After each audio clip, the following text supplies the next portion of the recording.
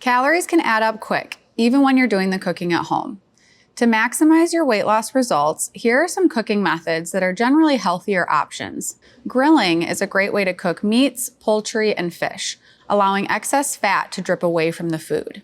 Baking or roasting food in the oven is another healthy cooking method. You can roast vegetables, chicken, fish, or tofu with minimal added fat. Steaming is a gentle cooking method that preserves the nutrients in food with little to no added fats.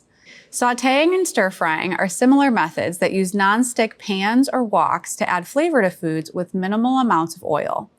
Because of the high heat, it can brighten the color of vegetables and help them look more appetizing. Boiling or poaching food in water is another low-calorie cooking method, great for preparing grains, pastas, eggs, and some proteins like chicken or fish.